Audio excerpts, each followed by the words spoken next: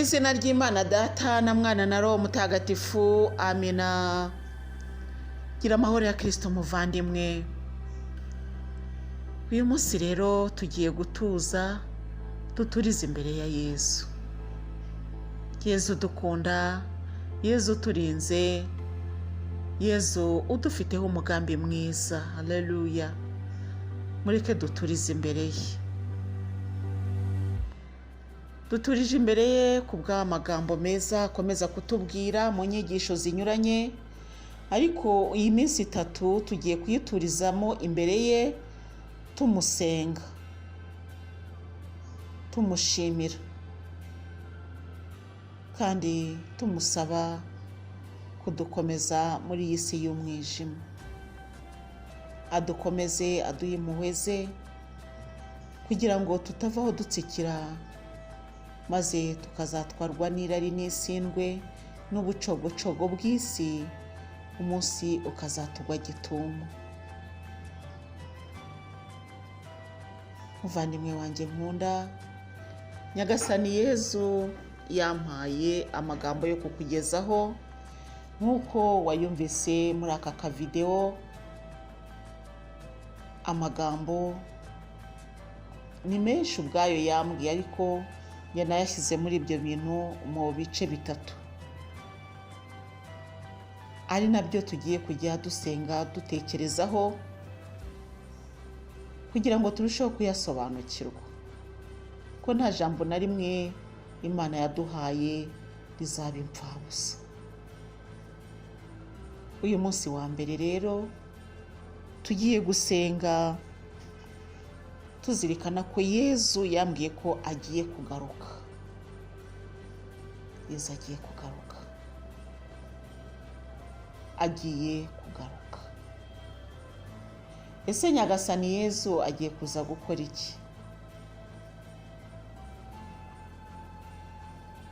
Nagaruka se azaba aje kureba iki? Nagaruka se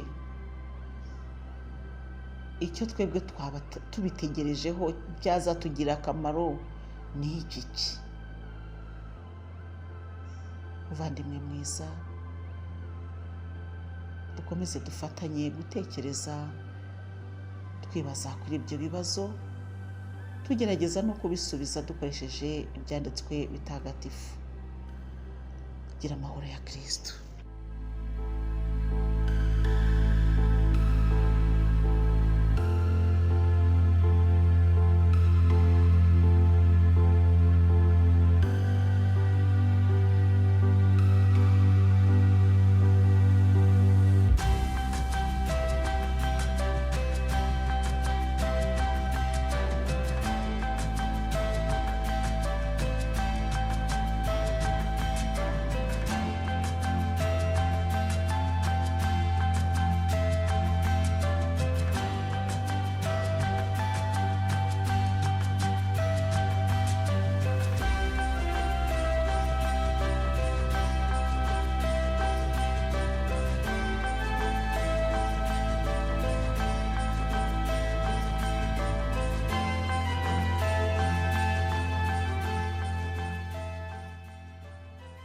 Muvandimwe mwiza,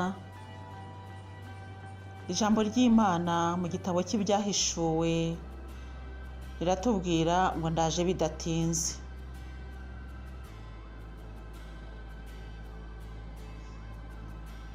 Ni umutwe wa 22 guhera ku murongo wa 6, dusome. Hanyuma arambwira ati, aya magambo ni imvaho kandi akwiriye kwizerwa, kuko Nyagasani Imana yabwirije abahanuzi, yohereje umumarayika wayo kugira ngo yereke abagaragu be ibigomba kuza bidatinze. Ngaha rero ndaje bidatinze. Hahirwa abakurikiza amagambo y'ubuhanuzi buri muri iki gitabo.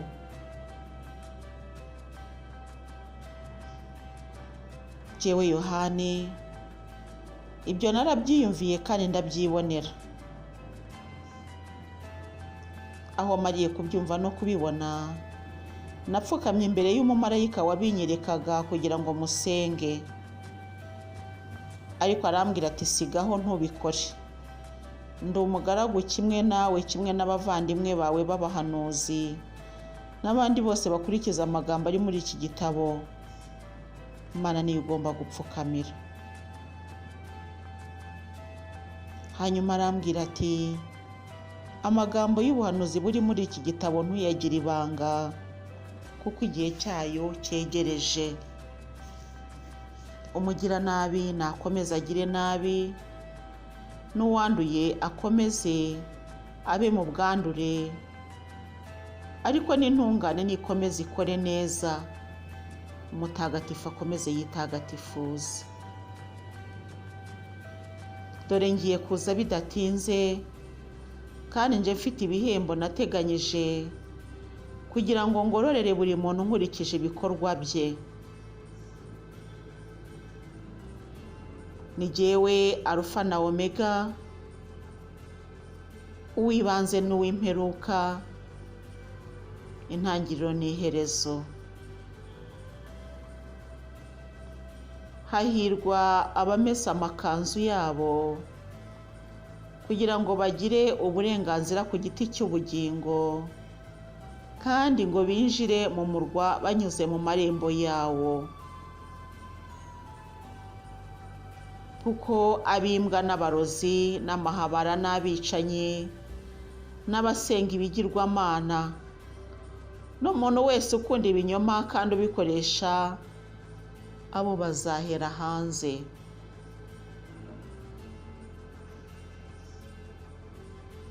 Jyewe Yezu nohereje umumarayika wanjye kugira ngo ababwire ubu buhamya bugenewe za Kiliziya.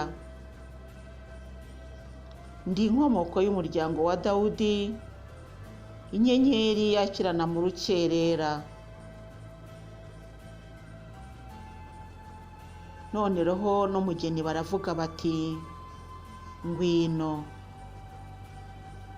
Ubyumvise nawe navuga ati ngwino.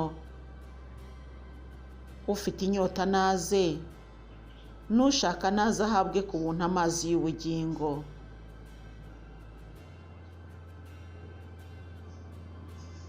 Ni jyewe ubihamya, mbwira umuntu wese wumva amagambo y'ubuhanuzi buri muri iki gitabo, nihagira ugira icyo yongeraho, Imana izamwongerera ibyago byanditswe muri iki gitabo. Nihagira kandi ugira icyo agabanya ku magambo ari muri iki gitabo cy'ubuhanuzi, Imana izavanaho umugabane yagombaga kubona ku giti cy'ubugingo n'umwanya mu murwa mutagatifu, uko byanditswe muri iki gitabo. Uhamya ibyo ngibyo aravuga ati koko ngiye kuza bidatinze. Amen. Ngwino Nyagasani Yezu.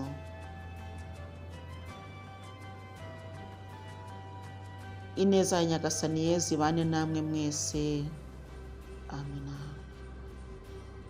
Ijambo ry'Imana, dushimiye Imana.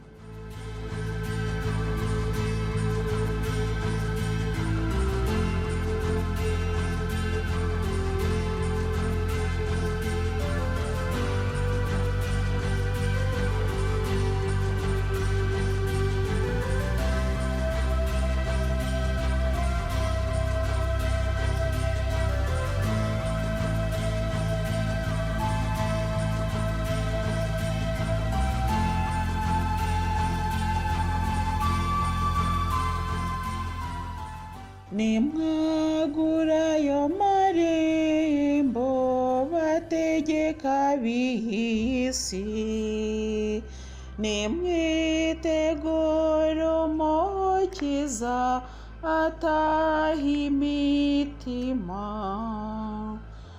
Mana yaturemye twese, ibuka ko turabawe, uduha watubwiye, ni Yezu umwana wawe.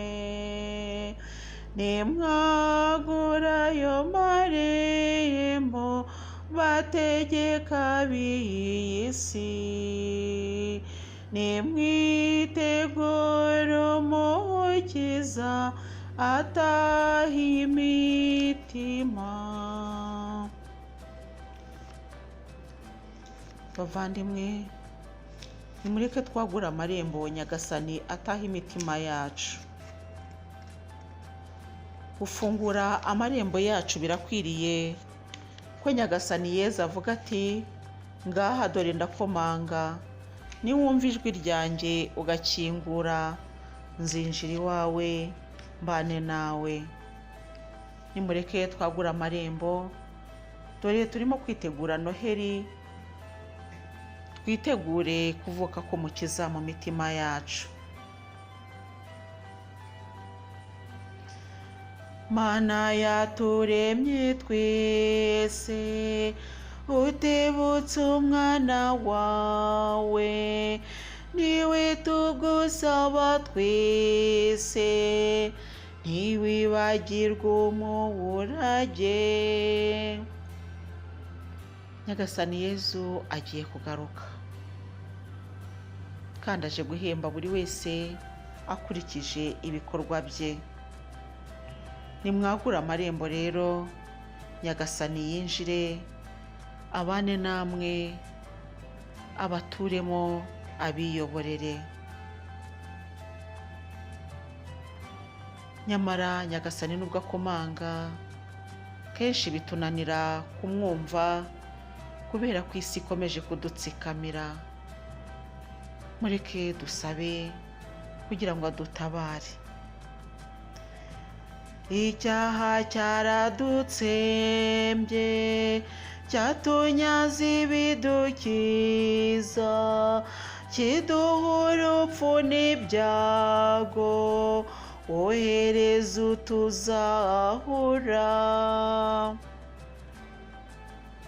Nimureke dukomeze turirire Imana,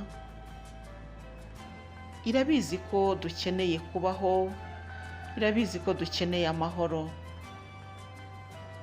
Mbere ya byose nimureke duharanire ingoma y'Imana n'ubutungane, ibindi byose tuzabihabwaho umugereka, kuko Data azi ko tubikeneye.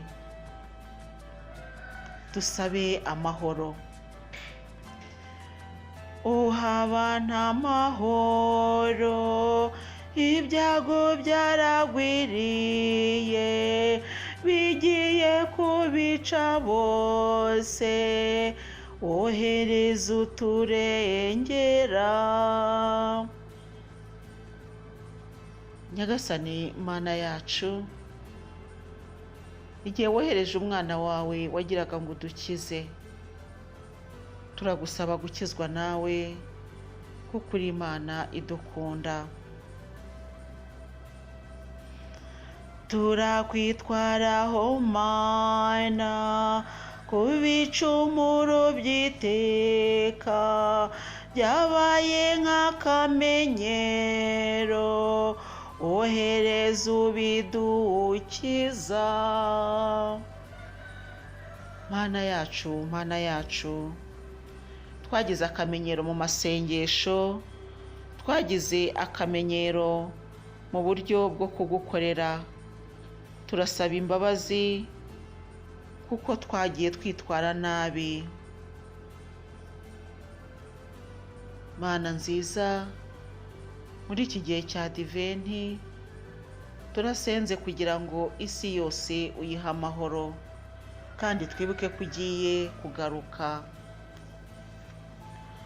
Watubwiye ko Umukiza azabyarwa n'umukobwa, azakandagira umwanzi, akazamumena umutwe.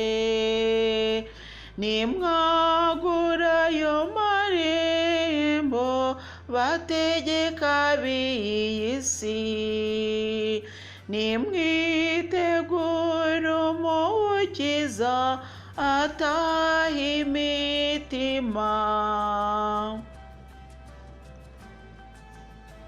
Mana yacu, tuzi neza ko igihe cyegereje Yezu ukagaruka mu ikuzo. Ndakwinginze ngo igihe uzagarukira uzasange tukwiteguye.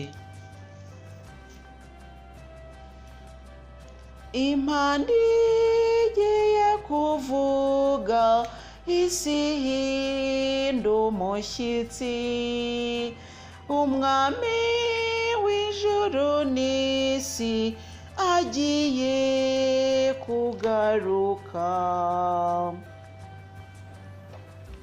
Yohani Batista yigisha. Ivanjiri yanditswe na Matayo, umutwe wa 3 guhera ku murongo wa mbere. Muri iyo minsi Yohani Batista atangira kwigishiriza mu butayu bwa Yudeya, avuga ati nimwisubireho kuko ingoma y'ijuru yegereje. Uwo niwe wavuzwe n'umuhanuzi Izayi ati n'ijwi ry'uvugira mu butayu aranguruye ati nimutegure inzira ya Nyagasani, muringanize aho azanyura. Uwo Yohani yambaraga umwambaro uboheshejwe ubwoya bw'ingamiya, agakenyeza umukoba. Ibyo kurya bye byari isanane n'ubuki bw'ubuhura. Nuko abaturage b'i Yeruzalemu n'abo muri Yudeya yose n'abo mu ntara ya Yorudani bakamusanga bakabatirizwa nawe mu ruzi rwa Yorudani, babanje kwiyemeza ibyaha byabo mu ruhame. Abonye abafarisayi n'abasaduseyi benshi baje kubatizwa, arababwira ati mwanyokozi impiri mwe, ninde wababwirije guhunga uburakari bwegereje?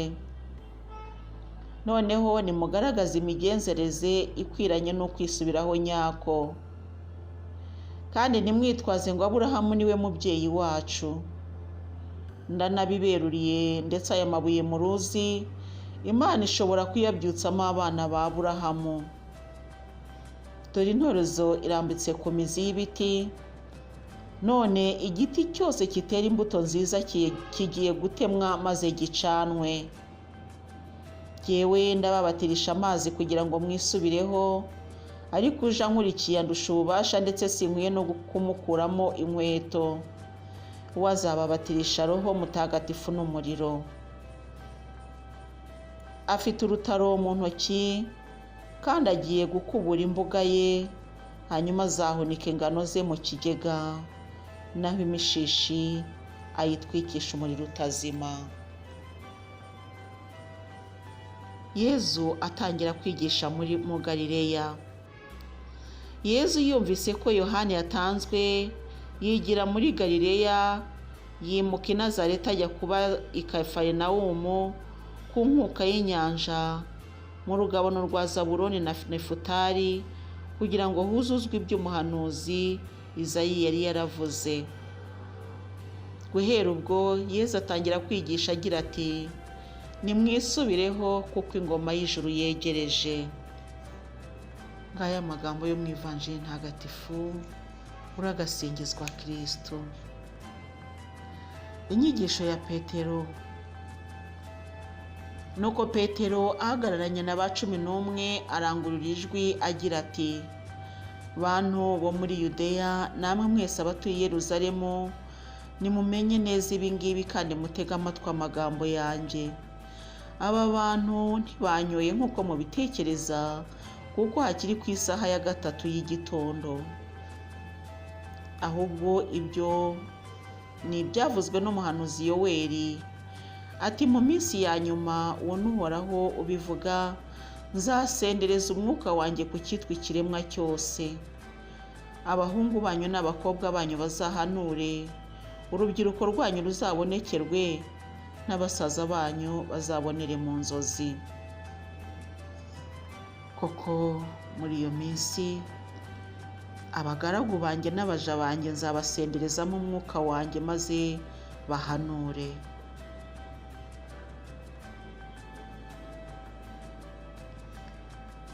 Koko muri iyo minsi abagaragu banjye n'abaja banjye nzabasenderezamo umwuka wanjye maze bahanure.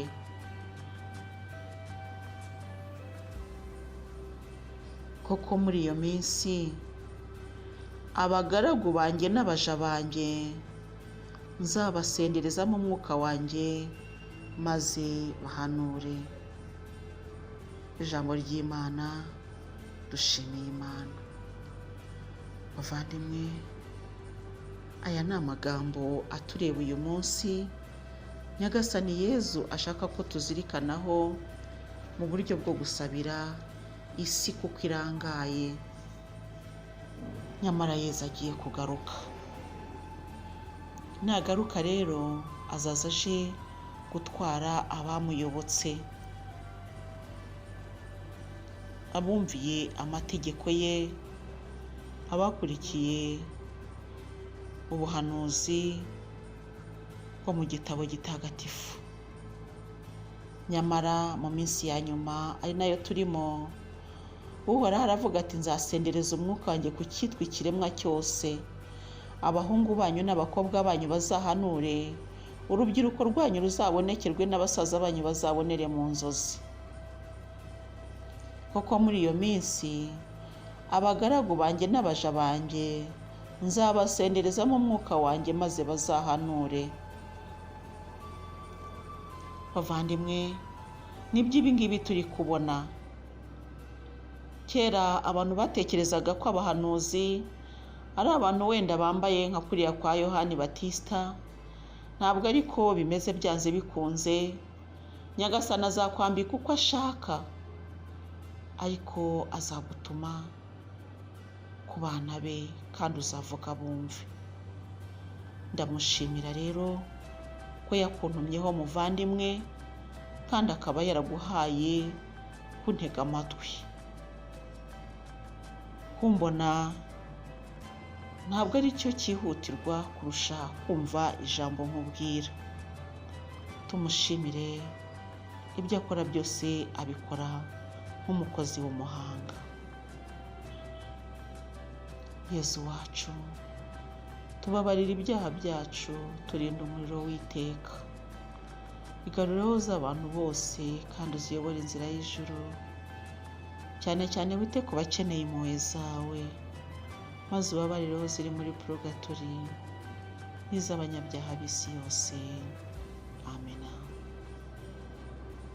Yezu wanjye, ngirira impuhwe n'imbabazi, ugirire agaciro k'ibikomere byawe bitagatifu.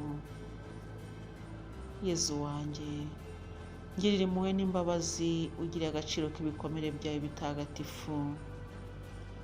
Yezu wanjye, ngirira impuhwe n'imbabazi, ugirire agaciro k'ibikomere byawe bitagatifu. Bikira Mariya utarasamanywe icyaha, urajya udusabira twese abaguhungiyeho.